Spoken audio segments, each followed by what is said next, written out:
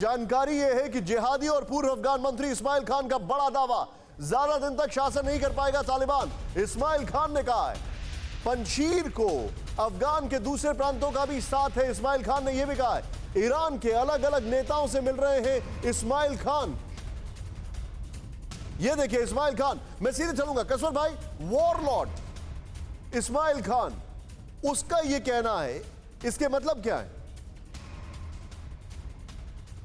देखिए, आपने पहले एक क्वेश्चन किया था, मुझे उसका जवाब देने दें। इस वक्त जो हमारे पैनलिस्ट बड़ी माजरत के साथ, तालिबान में कोई रिफ्ट नहीं है मुकम्मल तौर पे। ये मैं आपको बड़ी सच्चाई की बात मैं आपको बता रहा हूँ, बिल्कुल नहीं है।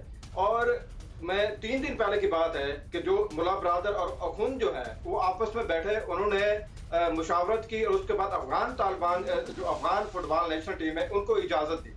और उसके ऊपर कितना प्रेशर था वो आप भी समझते हैं, मैं भी समझता हूँ। पहला पॉइंट। दूसरा पॉइंट, इसी मीटिंग में आपको मैं पिछले हफ्ते की मैं बात बता रहा हूँ, तो एक कोविड लीग मीटिंग हुई है इंडियन जो अथॉरिटीज हैं और तालिबान की, और उनमें एक मैसेज इनको कन्वे कर दिया कि आप आए, आपकी जितनी भी इन्वेस्टमेंट है वो आपको मुबारक हो, आप अपने जितने भी प्रोजेक्ट दें आप उनको अंडरटेक करें। अब ये सिनेरियो कैसे डेवलप हुआ है मुझे नहीं पता, लेकिन मुझे जानकारी है कि ये इनमें दोनों में मुल्ला ब्रादर और इनका सारा का सारा जो स्टाफ, उसमें हकानी भी शामिल थे, ये थे। और तीसरी बात जो हमारे पैनलिस्ट कह रहे हैं कि पाकिस्तान को बड़े फवायद हैं, बिल्कुल ऐसा नहीं है।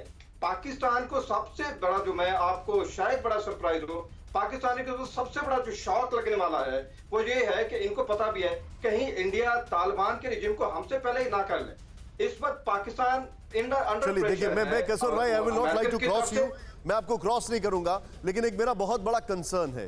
वो कंसर्न ये है कि इस्माइल खान का ये जो स्टेटमेंट है, ये स्टेटमेंट पंशीर के साथ और प्रोविंस आ रही हैं, ये कितनी बड़ी चिंता का विषय है तालिबान के लिए? बहुत बड़ा चिंता है, क्योंकि पंशेर अभी तालिबान के हाथ में नहीं गया। अगर कोई कहता है कि तालिबान ने टेक ओवर कर लिया तो वो बकवास है, झूठ है। ये मैं आपको सॉरी मैं ये लफ्ज इस्तेमाल कर रहा हूँ, मुझे समझ नहीं आती कि लोग ग्राउंड रिपोर्टिंग करते क्यों नहीं है। और ये अफगानिस्तान से जो लोग हैं बंद कमरों में बैठ के वो पेपर दे देते हैं। मेरी अपनी जानकारी है कि वहां पे अभी तक रेजिस्टेंस है, और 3 और प्रिंसेस भी हैं जहां पे तालिबान को बहुत ही ज्यादा रेजिस्टेंस का सामना करना पड़ रहा है। मैं आपकी इस thought, just hold your thought. Qamar Agha sir मेरे साथ है। सर, ट्रेडिशनली अगर मैं बात करूं तालिबान अफगानिस्तान की, उसका बैकग्राउंडर, दूसरा तालिबान के अंदर जो अभी चल रहा है, जो अभी थोड़ी देर पहले जो मैंने आपसे पहला सवाल पूछा, प्लस पंशीर और अदर प्रोविंसेस जो उसके साथ आ रही हैं, इस्माइल खान का ये स्टेटमेंट, क्या आपको ऐसा लगता है कि तालिबान को इंप्लोजन और एक्सप्लोजन दोनों से निपटना पड़ेगा?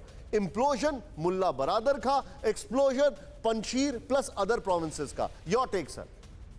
देखिए, जहाँ तक नॉर्दर्न अलायंस का सवाल है, ये दोबारा से गठन फिर से बन रहा है, बहुत जल्दी बन जाएगा, और इसके अंदर ईरान, ताजिकिस्तान, रशिया, ये 3 देश बहुत ज़्यादा इंटरेस्टेड है। भारत भी का मानना ये है कि अगर तालिबान कोई भारत विरोधी या आतंकवाद को बढ़ावा देते हैं तो भारत भी इसको ज्वाइन कर लेगा। और जल्दी ही एक वहाँ पे एक मीटिंग भी होने वाली है ताजिकिस्तान में, जिसमें हमारे फॉरेन मिनिस्टर भी जाएंगे, और उसमें भी रशियन और ताजिक और ईरानियन फॉरेन मिनिस्टर भी वहाँ पे मौजूद होंगे।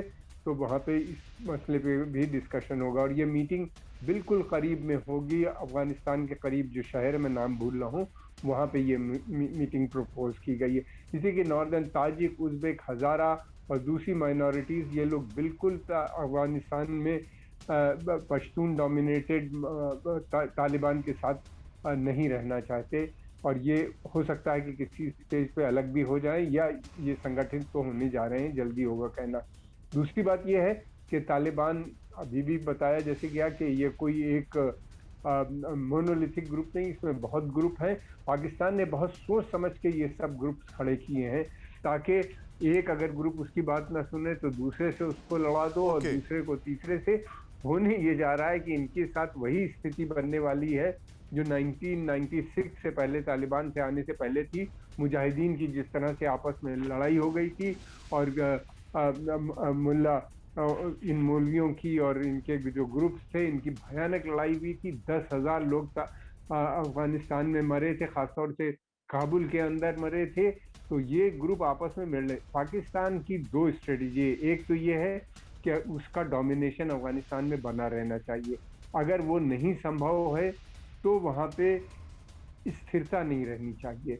सर मैं आपसे एक चीज समझ सकता हूं कमर आगा सर, मैं बहुत छोटा सा आपसे सवाल पूछूंगा, आपको बीच में रोकने के लिए माफी चाहता हूं, बट आउट ऑफ इंक्विजिटिवनेस ये पूछ रहा हूं मैं आपसे। अफगानिस्तान का हाल आप क्या देख रहे हैं, लिबिया, क्यूबा, वियतनाम या सीरिया? नहीं, मुझे तो फिलहाल तो वो लीबिया नजर आता है बनता हुआ।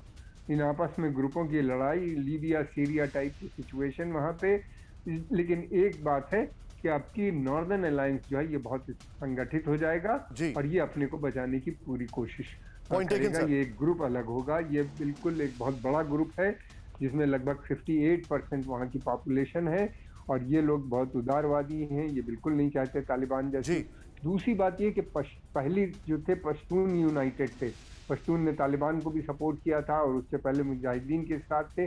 अब की पश्तून भी एक बड़ा सेक्शन जो है पढ़ा लिखा और मिडिल क्लास वहाँ का जो है, या उसके अलावा जो दूसरा क्लास भी है अर्बन, जो मिडिल अर्बन क्लास जो है वो तालिबान रूल के खिलाफ है। आप देख रहे हैं लाखों लोग पलायन कर रहे हैं, वो इनके निज़ाम में नहीं रहना चाहते, लोग आना रोज भाग रहे हैं। जिनको जहां मुल्क में मिल रही है पोजीशन, जिस मुल्क में भी जगह मिल रही है वहां जाने की कोशिशें कर रहे हैं। और ये जो है आपकी तालिबान के लिए मैं समझता हूँ काफी बड़ी मुश्किल आने वाली है, आपस की भी लड़ाई और दूसरी बात ये कि इनकी नॉर्दर्न अलायंस से भी लड़ाई मुझे संभवतः दिखाई देता है। सर एक मेरे मन में एक सवाल है विष्णु सर, ईरान उसका क्या रोल देख रहे हैं आप?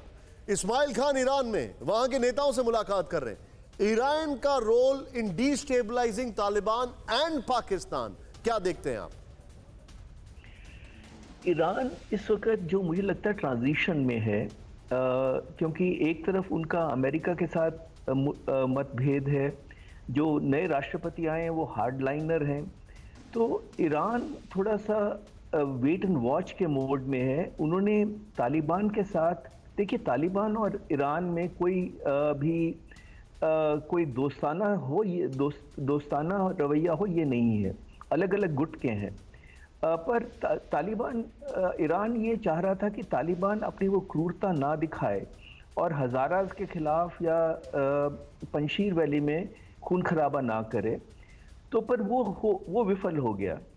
अभी ईरान देख रहा है अगर तो बाकी देश जैसे रूस भी तालिबान से खफा हो गए और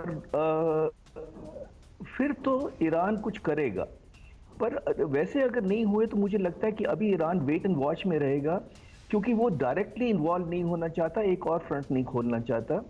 एक चीज़ और मैं कहना चाहूँगा निशांत जी कि देखिए युद्ध के जैसे दूसरा विश्व युद्ध हुआ था तो war time prime minister Churchill थे, पर पीस बिल्डिंग के लिए चर्चिल को हटा दिया गया और क्लेमेंट एटली को ले आए। तो हर एक संस्था में ये होता है कि लड़ाई करने वाले अलग होते हैं, शासन चलाने वाले अलग होते हैं। तो ये जो जदोजहद है ये होनी ही थी, और मुझे लगता नहीं है कि पाकिस्तान ने जो 20 साल की इन्वेस्टमेंट की है वो बेकार जाने देगा, चीन बेकार जाने देगा। ये किसी तरह साठ गांठ कर लेंगे, मुझे ऐसा अंदेशा है।